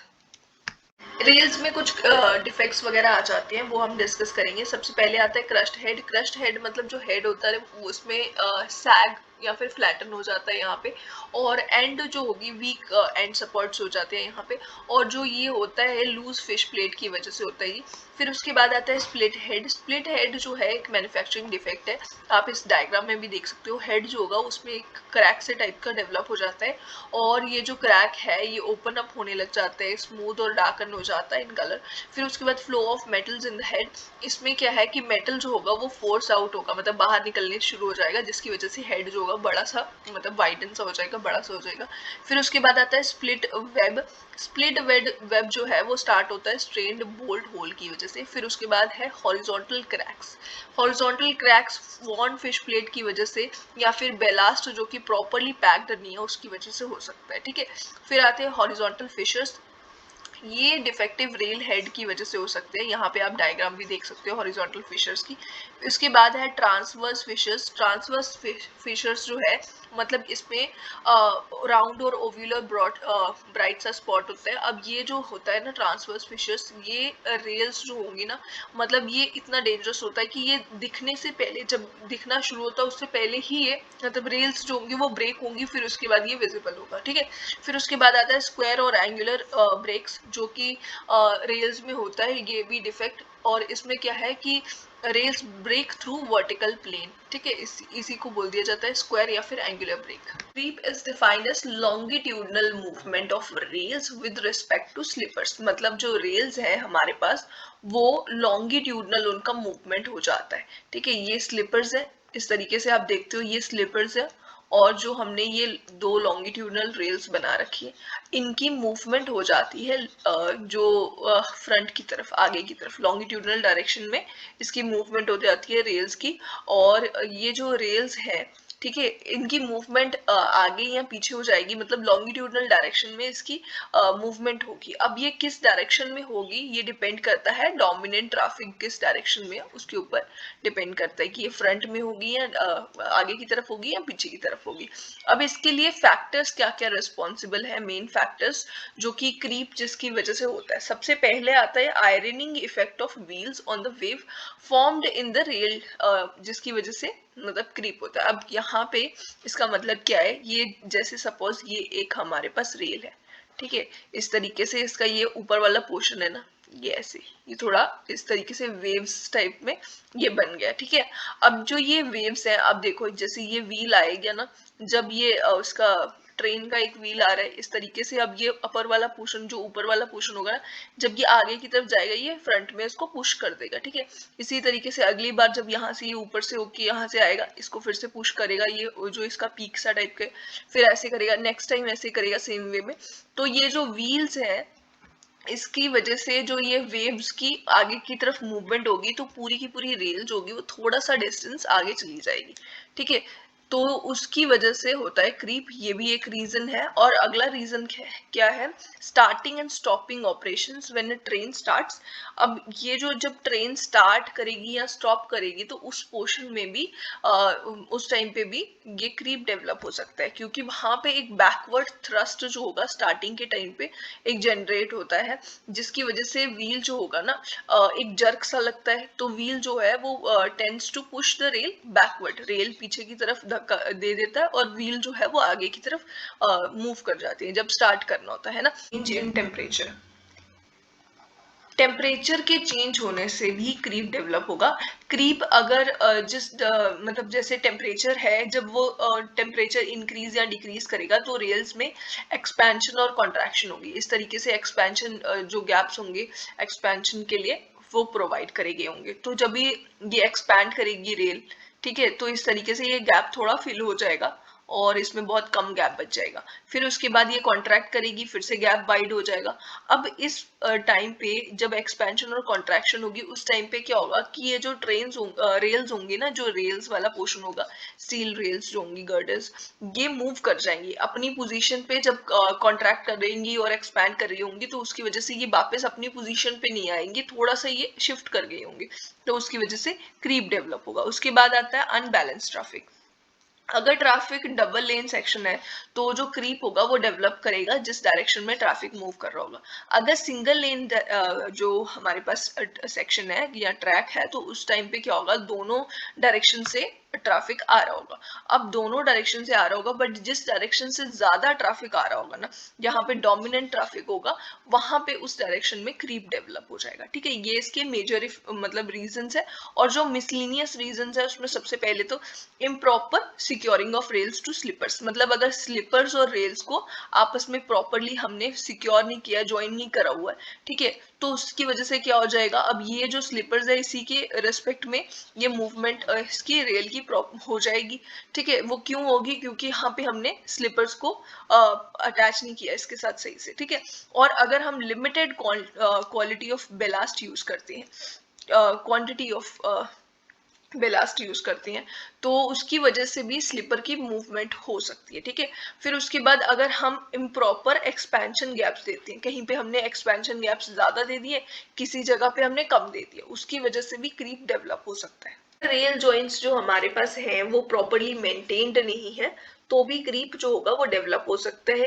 रेल्स अगर हमारे पास बहुत लाइट है और ट्रैफिक उसमें हैवी मूव कर रहा है, तो वो उसके अपने साथ रेल्स को थोड़ा आगे की तरफ खींच के ले जाएगा, तो क्रीप डेवलप हो जाएगा। अनइवन स्पेसिंग होगी अगर स्लीपर्स के बीच में, तो भी क्रीप डेवलप होगा। बाकी मिसलिनियस फैक्टर्स हो सकते हैं, जैसे कि लैक ऑफ ड्रेनेज वगैरह वगैरह, ठीक है। अब क्रीप इंक्रीज भी कर जाएगा अगर हमारे पास पहले से क्रीप रेल में हो गया हुआ, और वो इंक्रीज कैसे कैसे कर सकता है, अगर लूज पैकिंग होगी उसकी वजह से कर सकता है, और क्रीप डेवलप भी हो सकता है लूज पैकिंग अगर होगी तो। क्रीप अगर हमारे पास कर्व्स होंगे, कर्व्स के केस में क्रीप ज्यादा होगा, ठीक है। As compare to tangent railway tracks अगर हमारे पास हैं, उसके कंपैरिजन में कर्व्स में क्रीप ज्यादा होगा। क्रीप जो होगा अगर हमारे पास स्टीप ग्रेडियंट है, बिल्कुल स्टीप ग्रेडियंट है, उस पे जो है एक ट्रेन मूव करके आ रही है और उसमें हैवी लोड है बिल्कुल, तो उस टाइम पे क्रीप जो होगा वो भी इंक्रीज होगा, ठीक है। और ओल्ड रेल्स जो होंगी ना उसमें ज्यादा क्रीप होगा as compare to new rails, new rails में कम होगा क्रीप, ठीक है। फिर उसके बाद हमारे पास आती है एंटी क्रीप बियरिंग प्लेट्स। अब ये जो प्लेट्स होती है ना, इनको हम प्रोवाइड करते हैं ताकि हम वुडन स्लीपर में क्रीप को थोड़ा मतलब डिक्रीज कर सके या प्रिवेंट कर सके। फिर उसके बाद हमारे पास मैक्सिमम क्रीप कितना हो सकता है, 150 mm तक का हो सकता है। इसके बाद कुछ थ्योरीज है जो एक्सप्लेन करती हैं कि क्रीप कैसे डेवलप होता है उसको, ठीक है। सबसे पहले है वेव मोशन थ्योरी, और ये हम जितनी भी थ्योरीज हैं ये ऑलरेडी हम डिस्कस कर चुके हैं, बस इसके नाम के साथ आपको एसोसिएट करते हुए चलना है इसको, ताकि आपको याद रहे इसके नाम के साथ ये इसके रीजंस। अब देखो ये वेव थ्योरी के अकॉर्डिंगली क्या होता है कि जो हमारे पास रेल्स होती हैं, इस तरीके से दोनों रेल्स होती हैं, इनका सरफेस एकदम स्ट्रेट आपको दिखाई देता है, बट जब जो इसके ऊपर लोड जो है बार बार हैवी लोड इसके ऊपर से चल के जाएगा, ठीक है, जिसकी वजह से क्या होगा, इसका जो सरफेस होगा ना वो इस तरीके से एक वेव के फॉर्म में बन जाएगा, ठीक है। रेल का जो सरफेस होगा वो इस तरीके से हो जाएगा। अब यहाँ से जब लोड आएगा, व्हील्स आएंगे, व्हील आएंगे ट्रेन के, तो ये व्हील आके यहाँ से देखो इस तरीके से ये पीक सा बन गया यहाँ पे, ठीक है। अब ये इस पीक के साथ आके टकराएगा, ठीक है, इसको आगे की तरफ पुश कर देगा, फिर आगे जाएगा यहाँ से ऊपर से निकल के, फिर यहाँ पे पहुंचेगा, फिर से इसके साथ टकराएगा। मतलब इस तरीके से एक व्हील नहीं, कितने सारे व्हील्स हैं जो इसके साथ बार बार टकराएंगे और इस तरीके से चलते जाएंगे। अब ये बिल्कुल एक ही अगर व्हील होता तो इतना इफेक्ट नहीं होता, बट अगर बार बार बहुत सारे व्हील्स आके इसके साथ टकरा रहे हैं और बार बार कितनी सारी ट्रेन यहाँ पे चल रही होंगी, जिसकी वजह से ये जो क्रीप जो है वो डेवलप होता है, ठीक है, ये वेव थ्योरी के अकॉर्डिंगली। इसके बाद हमारे पास आती है परकशन थ्योरी। परकशन थ्योरी के अकॉर्डिंग क्रीप डेवलप होता है due to the impact of wheel at the rail and ahead of the joint. Suppose हमारे पास ये एक रेल है जो कि कॉन्टिन्यूएशन में आ रही है, यहाँ पे आके ये एंड करती है। अब यहाँ पे एक्सपेंशन के लिए एक गैप है, ठीक है। नेक्स्ट हमारे पास ये रेल है। अब जब ये रेल आएगी, ट्रेन आएगी यहाँ से, ये रेल्स के ऊपर से गुजरेगी ट्रेन, ठीक है, इस तरीके से इसके व्हील्स यहाँ से आ रहे हैं, और जब वो यहाँ पे पहुंचेगा ना व्हील, तो ये सामने वाला जो पोर्शन है इसके साथ ना इम्पैक्ट जो होगा यहाँ पे आएगा, मतलब इसके ऊपर ये आके इस तरीके से टकराएगा व्हील और इसको थोड़ा सा आगे की तरफ पुश कर देगा, ठीक है। जो इसके आगे वाली रेल होगी, सेकंड वाली रेल को ये पुश कर देगा, ठीक है। सेम वे में कितने सारे व्हील्स आ रहे हैं कि बार बार आके टकराएंगे, पुश कर देंगे, इस तरीके से उसकी वजह से क्रीप डेवलप होगा, ये परकशन थ्योरी के अकॉर्डिंग, ठीक है। ये ड्रैग थ्योरी में हमने डिस्कस करा था, मतलब कि इससे पहले हमने डिस्कस करा था कि जब एक वही ट्रेन है वो स्टार्ट या स्टॉप करती है, उसकी वजह से एक थ्रस्ट जनरेट होता है, ठीक है। जब वो स्टार्ट करेगी एक बैकवर्ड थ्रस्ट आएगा, एक पीछे की तरफ थोड़ा सा जर्क जैसे लगेगा, जिसकी वजह से जो रेल्स होंगी उस पॉइंट पे रेल्स जो होंगी स्टार्टिंग के टाइम पे पीछे की तरफ मूव करेंगी, और जो व्हीकल होगी वो आगे की तरफ मूव करके, ट्रेन जो होगी मूव करके चली जाएगी, ठीक है। और सेम वे में जब स्टॉप करती है ट्रेन, तो उस टाइम पे थ्रस्ट जो होगा वो आगे की डायरेक्शन में अप्लाई होगा, जिसकी वजह से जो हमारे पास रेल्स होंगी वो आगे की तरफ पुश हो जाएंगी, ठीक है। तो यही ड्रैग थ्योरी यही बात एक्सप्लेन करती है, ठीक है। अब क्रीप के सिवाय कुछ डिफेक्ट्स होते हैं जो रेल्स में डेवलप हो जाते हैं, जैसे कि सबसे पहले आती है कोरियोगेटेड या फिर रोरिंग रेल्स। इसमें क्या होता है कि जो रेल्स होती है ना, उनके ऊपर माइन्यूट सी डिप्रेशंस फॉर्म हो जाती है, मतलब छोटी छोटी डिप्रेशन जैसी, इस तरीके से डिप्रेशन जैसी फॉर्म हो जाएंगी रेल्स, जो उसका सरफेस अगर स्ट्रेट होगा तो वहां पे डिप्रेशन टाइप बन जाएगी, उसे बोल देंगे कोरियोगेटेड या फिर रोरिंग रेल्स, ठीक है। उसके सिवाय आते हैं किंग्स, मतलब कुछ डिफेक्ट्स टाइप के, मतलब जो रेल का सरफेस होगा वो थोड़ा सा खराब हो जाएगा, तो उसे बोला जाएगा किंग्स, ठीक है। ये होते हैं किस वजह से होते हैं, due to loose packing of joints और अनइवन वियर जब होता है उसकी वजह से। फिर उसके बाद आता है hogged rails. This is created due to impact action of the wheel. Wheel के इम्पैक्ट एक्शन, मतलब जोर से आके व्हील उस पे रेल पे लगता है, जब एंड्स उसकी एंड्स होती है, मतलब खत्म हो जा रही होती है जब रेल, उसके एंड्स पे आके वो एक तरह से व्हील बहुत जोर से जब लगता है, उसकी वजह से इम्पैक्ट एक्शन होता है, जिसकी वजह से हॉग्ड रेल्स होती हैं, ठीक है। और ये इसमें मतलब रेल्स जो होती हैं वो बेंड हो जाती है। फिर उसके बाद आती है बकलिंग ऑफ रेल्स। अब बकलिंग ऑफ रेल्स क्या है, इस थर्मल एक्सपेंशन और वो जो होते हैं, मतलब टेम्परेचर चेंज की वजह से एक्सपेंशन और कॉन्ट्रैक्शन होती है। अब इसकी वजह से बकलिंग ऑफ रेल हो जाती है। रेल की बकलिंग जो है, मतलब इस तरीके से, जैसे हम क्रीप के बारे में डिस्कस कर रहे थे कि ये इस तरीके से दो रेल्स होती हैं, इसके साइड पे यहाँ पे स्लीपर्स होते हैं, है ना, इस तरीके से स्लीपर्स होते हैं। तो ये रेल स्लीपर के लिए, स्लीपर के कंपैरिजन में, रिस्पेक्ट में ये मूव कर जाती है फॉरवर्ड, मतलब कि लॉन्गिट्यूडनल मूवमेंट होता है। लेकिन जो बकलिंग होती है ना, उसमें लैटरल मूवमेंट होती है, मतलब इस तरीके से ये रेल्स है, ठीक है। ये जो है बकलिंग जब होगी रेल्स में, तो ये कुछ इस तरीके से हो जाएंगी, ठीक है। इसका जो है लैटरल मूवमेंट होगा, लॉन्गिट्यूडनल मूवमेंट नहीं होगा इसमें। तो लैटरल मूवमेंट बहुत ज्यादा, मतलब इस क्रीप के कंपैरिजन में भी ज्यादा जो है डेंजरस हो जाता है, क्योंकि इसके केस में डीरेलमेंट भी हो सकती है ट्रेन की, मतलब ट्रेन पटरी से उतर भी सकती है। तो बकलिंग जो है वो किन कारणों से होती है, किन रीजंस की वजह से होती है, वो हम समझते हैं।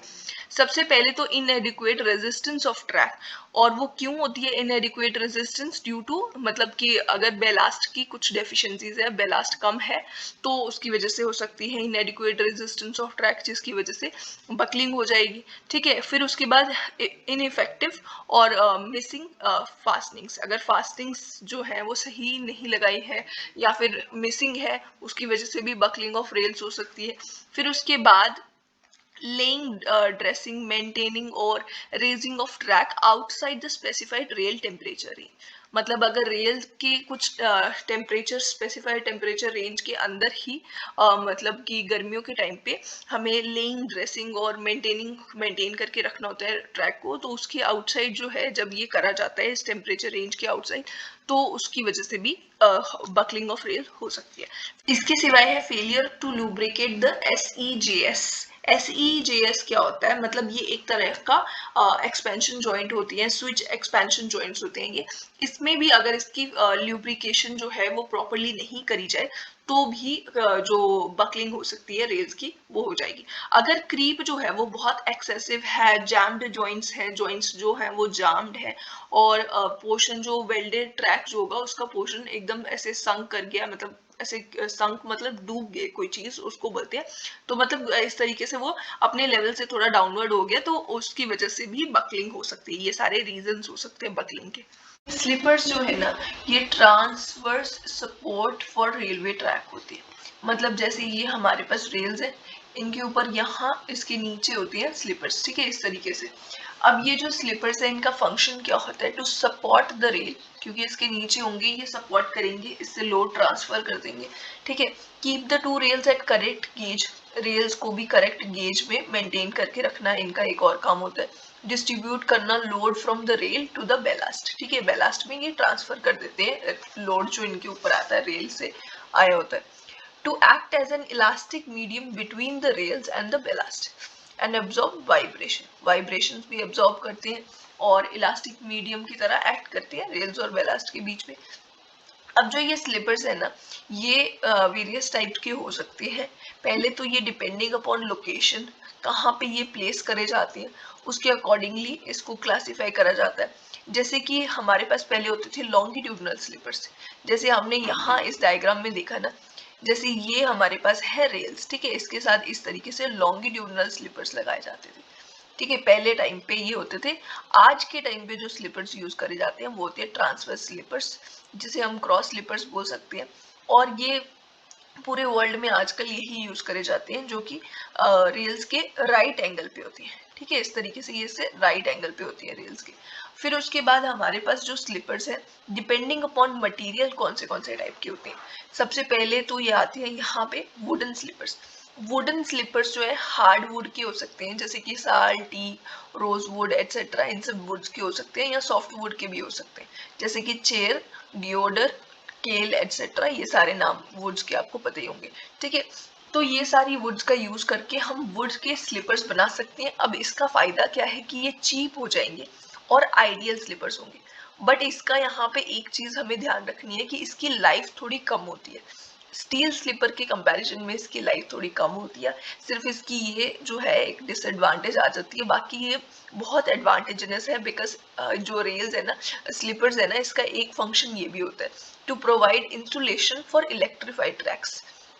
ये इंसुलेशन की तरह भी मतलब कि जो करंट है, इंसुलेशन में क्या करते हैं, मतलब करंट पास नहीं होने देती है.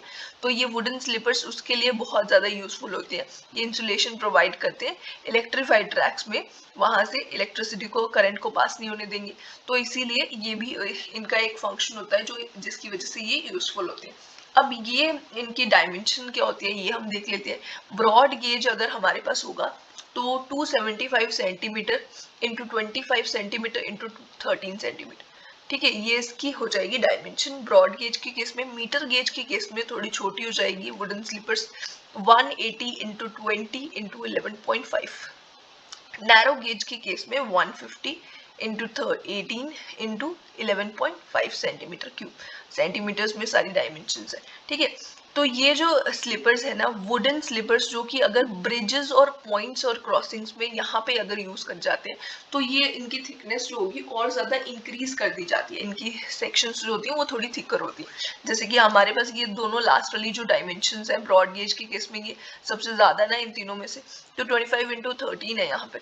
यहाँ पे अगर हम देखें तो 25 इंटू 15 हो सकती है सेंटीमीटर, या फिर 25 इंटू 18 सेंटीमीटर तक जा सकती है. ठीक है, मतलब इसकी थिकनेस ब्रिजेस और पॉइंट्स एंड क्रॉसिंग्स वगैरह जो है इसमें ज्यादा होती है थिकनेस. ठीक है, अब जो ये जो हमारे पास स्लीपर्स होते हैं वुडन स्लीपर्स, ठीक है, इसमें कॉम्पोजिट स्लीपर इंडेक्स जो है वो आता है.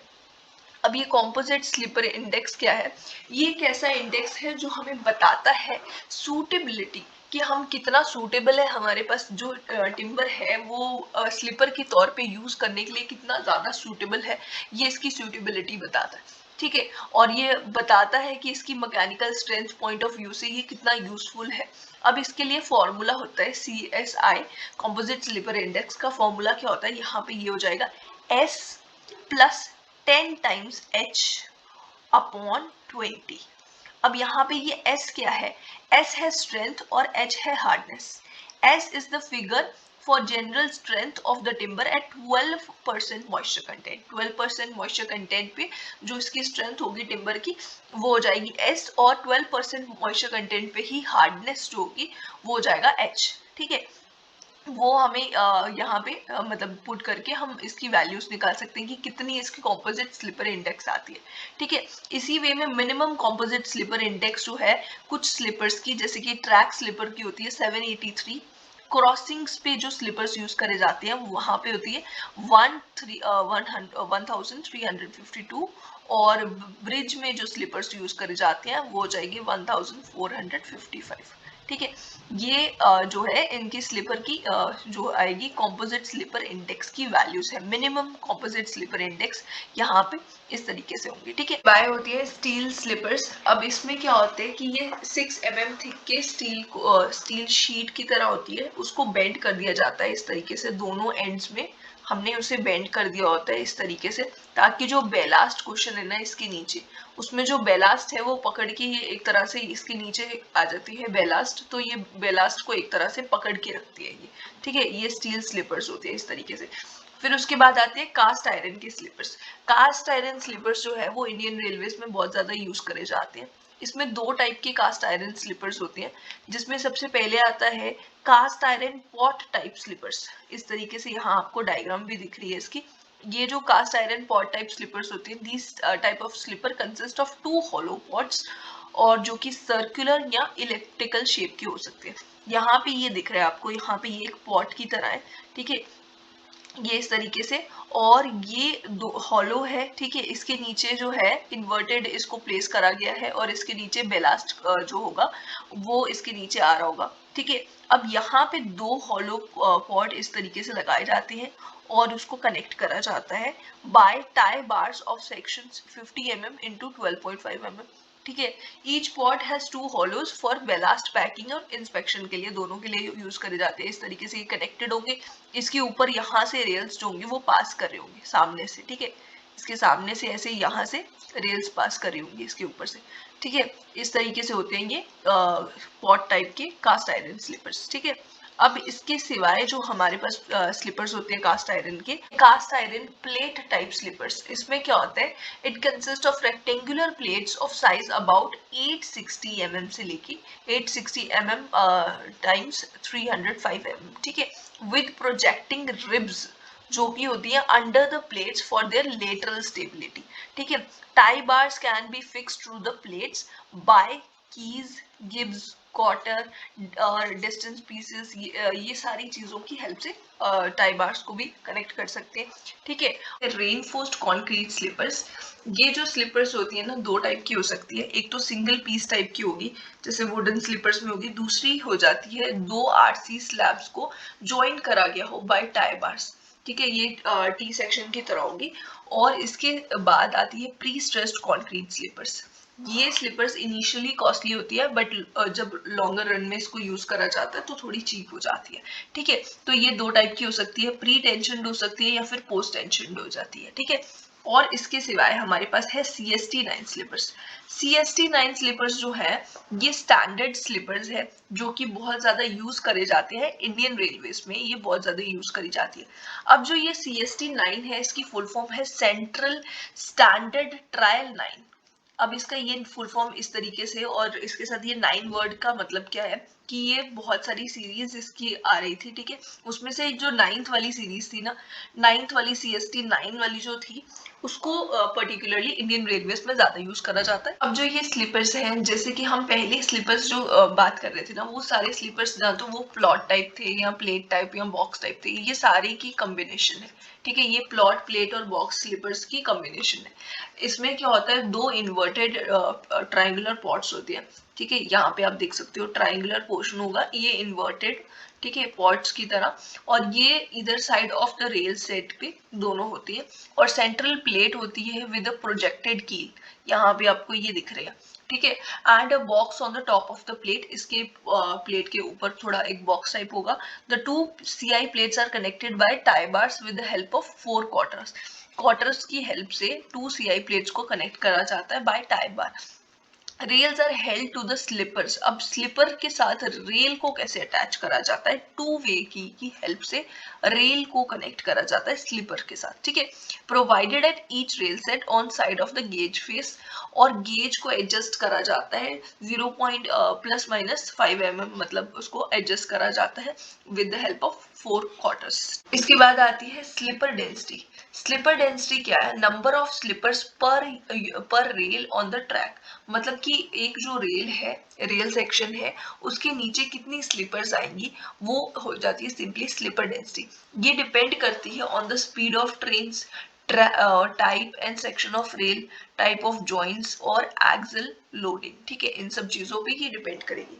अब नंबर ऑफ स्लीपर्स पर रेल जो है ना वो कितने हो सकते हैं वो वेरी करेगा फ्रॉम n+3 टू n+6। मतलब n यहाँ पे क्या है, जो लेंथ है रेल की उसके साथ अगर हम 3 और 6 ऐड कर दें तो स्लीपर डेंसिटी इतनी होती है, ठीक है। अब वो हमें मतलब जैसे हमारे पास ये क्वेश्चन है इस तरीके से स्पेसिफाई करके बताया जाएगा कि कितनी स्लीपर डेंसिटी है, उसके अकॉर्डिंगली हमें नंबर ऑफ स्लीपर्स निकालनी होती है। जैसे यहाँ पे हमारे पास ये क्वेश्चन है, number of sleepers in broad gauge track है और डिस्टेंस यहाँ पे 1.3 किलोमीटर दिया हुआ है। पहले तो हमारे पास 1.3 किलोमीटर का अगर डिस्टेंस है, ये डिस्टेंस हमें दिया हुआ है, तो नंबर ऑफ रेल्स कितनी आएंगी ये निकालना जरूरी है। पहले तो नंबर ऑफ रेल्स जो होंगी हमारे पास कितनी आएंगी। अब ब्रॉड गेज अगर दिया है तो मतलब कि रेल एक लेंथ का 1 रेल लेंथ जो हो जाएगी हमारे पास वो हो जाएगी 13 मीटर, अप्रोक्सीमेटली 13 मीटर होती है। तो हमारे पास टोटल नंबर ऑफ रेल्स जो होंगी वो नंबर ऑफ रेल्स जो हो जाएंगी वो हो जाएंगे हमारे पास टोटल जो डिस्टेंस है 1.3 किलोमीटर डिवाइडेड बाय 13 मीटर जो कि हो जाएगा 100। हमारे पास नंबर ऑफ रेल्स हो जाएंगी, ये हो जाएगा 1300 डिवाइडेड बाय 13 जो कि 100 आ जाएगा, ठीक है।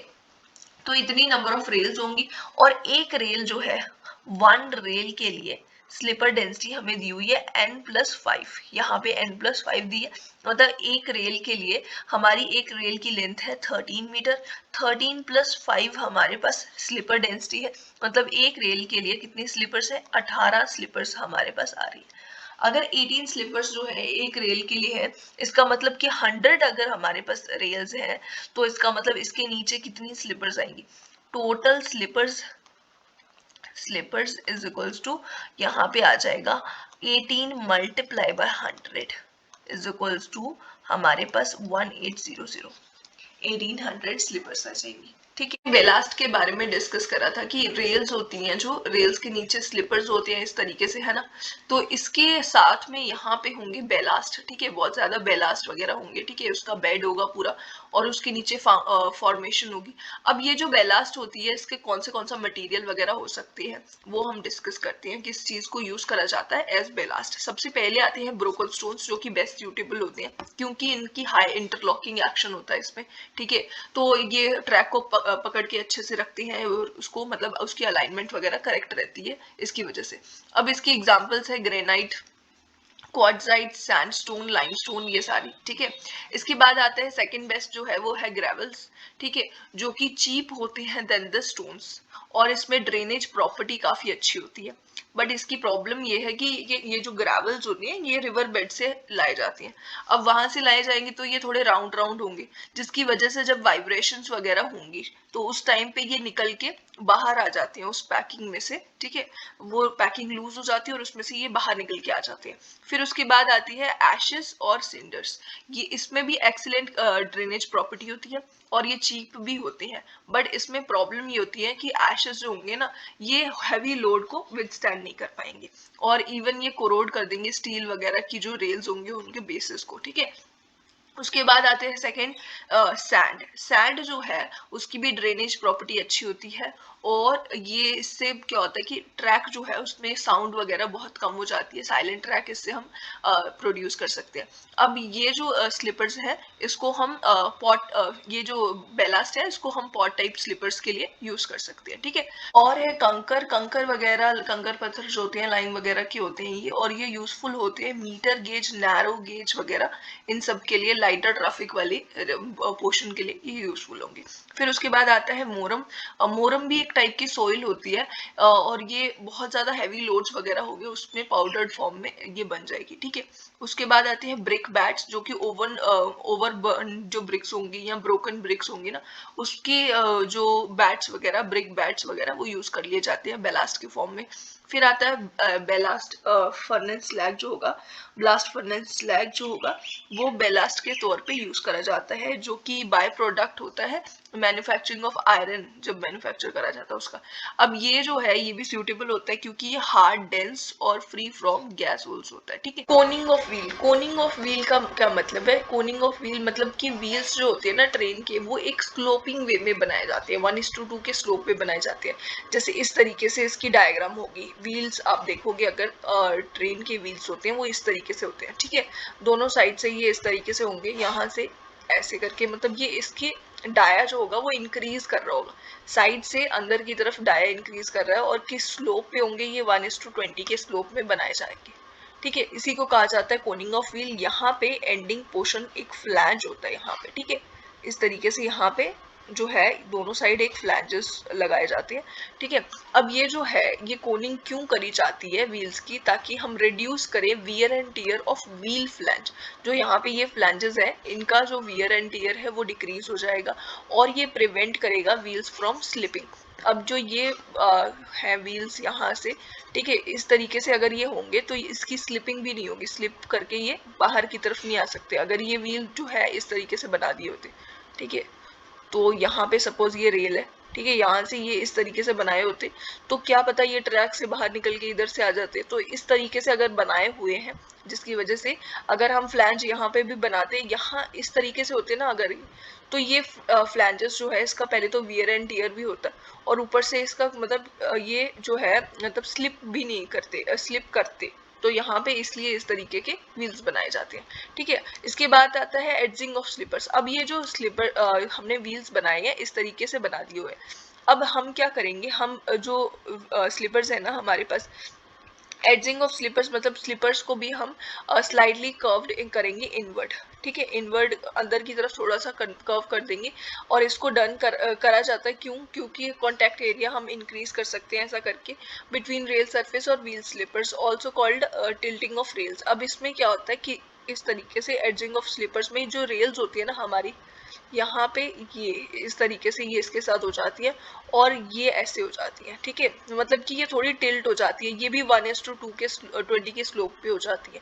अब ये कैसे होता है? रेल्स जो है वो टिल्ट कैसे हो जाती है एडजिंग ऑफ स्लीपर्स में? स्लीपर्स जो है उनको 1:20 के मतलब कर्व्ड इनवर्ड इस तरीके से बनाया जाता है। स्लीपर्स को कुछ इस तरीके से बनाया जाएगा जिसकी वजह से जो रेल्स होंगे ना वो भी थोड़ा इस तरीके से आ जाएंगी, जिसका सरफेस बिल्कुल इसके साथ कॉन्टैक्ट एरिया इंक्रीज कर जाएगा यहाँ से, ठीक है। यहाँ इस पॉइंट पे जो है कॉन्टैक्ट एरिया भी इंक्रीज कर जाएगा, और ये मतलब इसके लिए व्हील जो कोनिंग ऑफ व्हील जो है इसी को मतलब फैसिलिटेट करने के लिए ये करा जाता है। Effective use of Koenig of wheel, for effective use of Koenig of wheel, ये जो रेल्स हैं उनको भी मतलब 1:2 के स्लीपर पे स्लोप पे लगाया जाता है ऑन द स्लीपर्स, ठीक है। फिर उसके बाद हमारे पास आती है विड्थ ऑफ बेलास्ट। अब जो बेलास्ट है उसकी क्या विड्थ हो सकती है? 3.35 मीटर की विड्थ हो सकती है ब्रॉड गेज के लिए, 2.25 मीटर की विड्थ हो सकती है मीटर गेज के लिए, 1.83 मीटर की गेज विड्थ हो सकती है नैरो गेजेस के लिए, ठीक है। साइड स्लोप यहाँ पे 1:5 1.5 हॉरिजॉन्टल, 1:1 वर्टिकल, मतलब 1.5:1 इस तरीके की इसकी साइड स्लोप होती है बेलास्ट के लिए, ठीक है। विड्थ ऑफ बेलास्ट हमने देख लिया। इसके बाद है depth of ballast. Depth of ballast के लिए हमारे पास एक पर्टिकुलर फॉर्मूला होता है। जैसे अगर हमारे पास सपोज ये दो स्लीपर्स हैं, ठीक है, इस तरीके से ये स्लीपर लगी हुई है, यहाँ से ये रेल जा रही है और यहाँ बहुत सारे स्लीपर्स इस तरीके से लगे होते हैं ना, हम इस साइड से देख रहे हैं इसको, ठीक है। तो यहाँ पे ये दो स्लीपर्स हमारे पास लगे हुए हैं, इसका ये centre to centre spacing suppose sleepers की बीच की जो सेंटर टू सेंटर स्पेसिंग है वो एस है, ठीक है। और ये विड्थ इसकी जो स्लीपर की विड्थ है ये डब्ल्यू है। तो यहाँ से ये जो पोर्शन है सेंट्रल पोर्शन ये क्या हो जाएगा? यहाँ से हाफ W/2 आएगा, यहाँ से W/2 यानी कि टोटल W, तो मतलब S - W यहाँ पे आ जाएगा ये पोर्शन, ठीक है। तो जो हमारे पास डेप्थ ऑफ बेलास्ट होती है ना, जो ये सेंट्रल पोर्शन है S - W इसका हाफ होती है, इतने तक हो जाएगी। ये हो जाएगा S - W/2 हमारे पास हो जाएगी depth of ballast, S - W/2, मतलब ये है sleeper spacing, spacing of sleeper और स्पेसिंग और विड्थ हो जाएगी स्लीपर की, ठीक है। ये स्लीपर और यहाँ पे विड्थ ऑफ स्लीपर, ठीक है, ये हो जाएगी हमारे पास डेप्थ ऑफ बेलास्ट। इसके बाद हमारे पास आती हैं फिटिंग्स और फास्टनिंग्स। अब जो ये फिटिंग्स और फास्टिंग्स हैं ये प्रोवाइड करी जाती हैं रेलवे ट्रैक में ताकि ये रेल को प्रॉपरली पोजीशन में रख सके, और उसका मतलब इसका ये भी काम होगा कि रेल और जो स्लीपर्स है उसको ज्वाइन करे, या फिर रेल को रेल से ज्वाइन करने के लिए ये काम आती है। ठीक है, अलग अलग टाइप की होती है, और ये क्या इनकी हेल्प से हम जो रेलवे ट्रैक है उसको उसकी पूरा लेवल्ड रखेंगे। ठीक है, और उसकी अलाइनमेंट वगैरह प्रॉपर रहेगी, गेज पूरा मेंटेन रहता है इसकी हेल्प से। ठीक है, तो ये अपना काम बिल्कुल सही से करती है ताकि ये सारी चीजें जो है परफेक्ट रहे।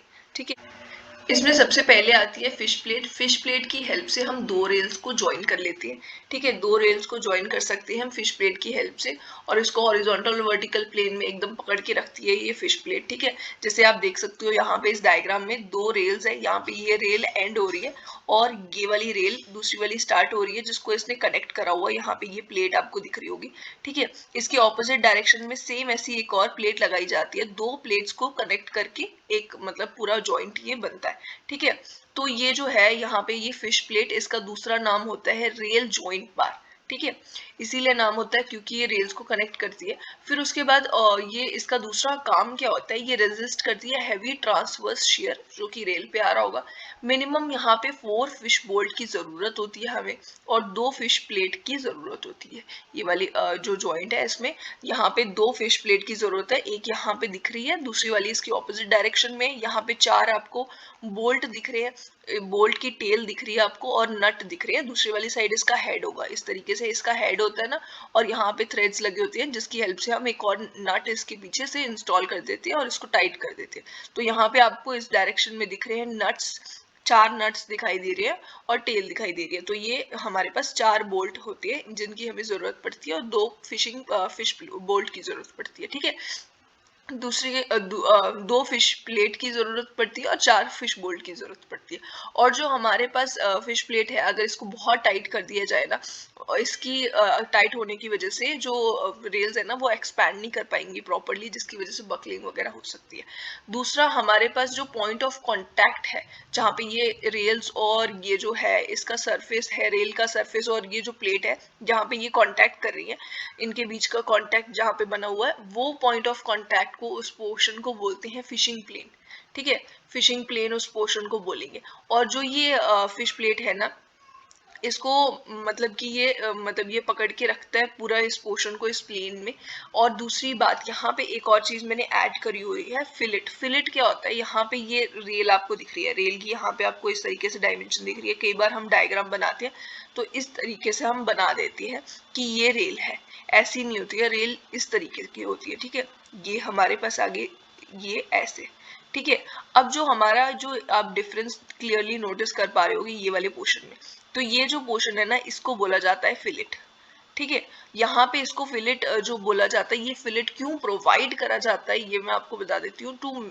ताकि ये यूनिफॉर्म हीटिंग और कूलिंग हो सके। पहले तो कास्टिंग जब करी जाती है मटेरियल की, ठीक है, उस टाइम पे। और दूसरा, इससे लेस मतलब कि लेस स्ट्रेस कंसंट्रेशन होगी इस पॉइंट पे, जिसकी हेल्प से मतलब इस फिलेट की हेल्प से तभी ये फिलेट प्रोवाइड करा जाता है। ठीक है, इसके बाद आती है फिटिंग्स जो कि वुडन स्लीपर्स में यूज करी जाती है, जिसमें स्पाइक्स, स्क्रूज और बियरिंग प्लेट्स वगैरह आती हैं। ठीक है, सबसे पहले यहाँ पे आएगी डॉग स्पाइक्स। डॉग स्पाइक्स को यूज करा जाता है रेल को वुडन स्लीपर के साथ कनेक्ट करने के लिए, ठीक है, फिक्स करने के लिए। अब यहाँ पे डॉग स्पाइक इसका नाम क्यों है, आप इस डायग्राम में देख सकते हो, ये फर्स्ट वाली डॉग स्पाइक है। इसका जो ईयर है वो डॉग के साथ रिजेंबल करता है, इसलिए इसका नाम डॉग स्पाइक रख दिया हुआ। ठीक है, ये फर्स्ट वाली जो है ये डॉग स्पाइक है।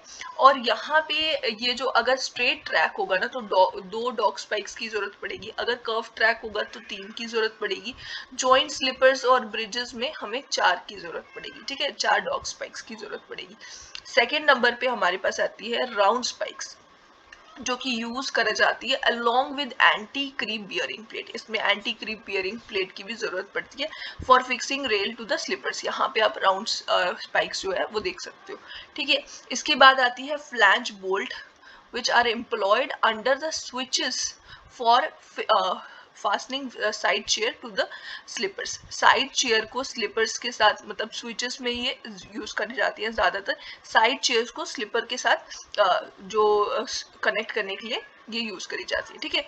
और ये जो यहाँ पे आप डायग्राम भी देख सकते हो फ्लैंज बोल्ट की, फ्लैंज बोल्ट्स, ठीक है, ये वाली जो थर्ड वाली है। फिर उसके बाद फोर्थ वाली है हमारे पास, यहाँ पे ये इसकी डायग्राम है, स्क्रू स्पाइक्स है ये, ठीक है, फोर्थ नंबर पे आती है ये स्क्रू स्पाइक्स जो है। अब इसमें अगर हम 20 mm के जो स्क्रू स्पाइक्स है वो लेती हैं तो उसको हम प्लेट स्क्रूज बोलेंगे, और इसको यूज करा जाएगा in place of round spikes. ये राउंड स्पाइक्स जो है उसकी जगह पे इसको यूज कर लिया जाएगा, और इसको फिक्स करा जाएगा रेल टू द स्लीपर्स को फिक्स करा जाएगा इसकी हेल्प से, with the help of anti creep bearing plate, जैसे सिमिलर वे में पहले यूज करी जा रही थी एंटी क्रीप बियरिंग प्लेट, ठीक है, राउंड स्पाइक के केस में। वैसे ही अब उसकी प्लेस पे इसको यूज करा जा सकता है स्क्रू स्पाइक्स को। अगर ये जो स्क्रू स्पाइक्स है उसका डायमीटर 22 mm का होगा, अगर ये 22 mm का होगा ना तो इसको हम रेल स्क्रूज बोलेंगे, ठीक है, और इसको यूज करा जाएगा डायरेक्टली विदाउट बियरिंग प्लेट, ठीक है, बियरिंग प्लेट के बिना हम इसको यूज कर पाएंगे ताकि रेल और स्लीपर्स को ज्वाइन करा जाए विदाउट बियरिंग प्लेट, ठीक है। 22 mm का अगर होगा, यहाँ पे ये 22 mm वाला है, यहाँ पे आप देख सकते हो 22 mm और ये 20 mm का, ठीक है। फिर उसके बाद हमारे पास फिफ्थ नंबर पे आती है बियरिंग प्लेट्स, जो कि यूज करी जाती हैं वुडन स्लीपर्स में। बियरिंग प्लेट यूज करती हैं for fixing wooden sleepers to the rail, ठीक है। इसमें सबसे पहला इसका टाइप है mild steel canted bearing plate, जिसकी डायग्राम आप यहाँ पे देख सकते हो, ठीक है। फिर उसके बाद सेकेंड इसमें है flat mild steel bearing plate. ये जो है कैंटेड वाली है, फ्लैट वाली जो होगी वो बिल्कुल इस तरीके की होती है, ठीक है। यहाँ पे ये स्क्वायर पोर्शंस होती हैं, यहाँ पे हम स्पाइक्स वगैरह इंस्टॉल कर सकते हैं, इस तरीके की होती है, ठीक है। फिर उसके बाद आती है cast iron anti creep bearing plate, ठीक है, इस तरीके की भी हो सकती है, ये थर्ड टाइप है इसका, ठीक है। और उसके बाद हमारे पास है फोर्थ, जो कि स्पेशल टाइप की कास्ट आयरन बियरिंग प्लेट है, जो कि सिर्फ बुल हेडेड रेल्स में यूज करी जाती है, ये इसकी डायग्राम है, ठीक है। इसके बाद आती है fittings for steel trough sleepers. अब जो स्टील के लिए मेटल स्लीपर्स जो है, मेटल स्लीपर्स के लिए डिफरेंट फिटिंग्स वगैरह यूज करी जाती है, वुडन स्लीपर्स से अलग होती है, ठीक है। तो यहाँ पे सबसे पहले आती है लूज जॉस और कीज। लूज जॉज और कीज का यूज करा जाता है होल्ड करने के लिए रेल और स्टील ट्रफ स्लीपर्स को। यहाँ पे आप इसकी डायग्राम देख सकते हो। अप्रोक्सीमेटली 100 लूज जॉज जो होते हैं ना, ये अप्रोक्सीमेटली 28.8 kg के बराबर होगा इसका वेट, 100 लूज जॉज का वेट, ठीक है। इसके सिवाय हमारे पास सेकेंड आती है टू वे की, और टू वे की जो है ये यूनिवर्सली अडॉप्टेड है फॉर फिक्सिंग ट्रफ स्लीपर्स को भी इसकी हेल्प से करा जा सकता है। और हमारे पास स्पॉट स्लीपर्स थे और CST9 स्लीपर्स, इनमें भी ये यूज करी जाती है टू वे कीज, ठीक है। इसके बाद है फिटिंग्स ऑफ CI स्लीपर्स, यानी कि कास्ट आयरन स्लीपर्स में कौन सी फिटिंग्स यूज करी जाती हैं। इसमें कास्ट आयरन स्लीपर्स में हमें कॉटर्स और टाई बार्स वगैरह का हम यूज करते हैं, ठीक है। कॉटर्स जो होते हैं वो यूज करे जाते हैं for fixing tie bars to the cast iron sleepers, ठीक है। इन कॉटर्स का यूज करते हैं, जिसकी एग्जांपल हो जाएगी centre split cotter, side split cotter, solid end split cotter और बेंट प्लेट्स कॉटर्स। यहाँ पे आप डायग्राम भी देख सकते हो सॉलिड और बेंट प्लेट कॉटर की, ठीक है। अब यहाँ पे इस क्वार्टर के साथ हमारे पास ये माइल्ड स्टील टाई बार्स जो होते हैं, इनका भी यूज करा जाता है। माइल्ड स्टील टाई बार्स को यूज करके हम होल्ड करते हैं 2 प्लेट्स ऑफ CST9 स्लीपर्स को एक साथ पकड़ के रखने के लिए ये काम आती है टाई बार्स, ठीक है।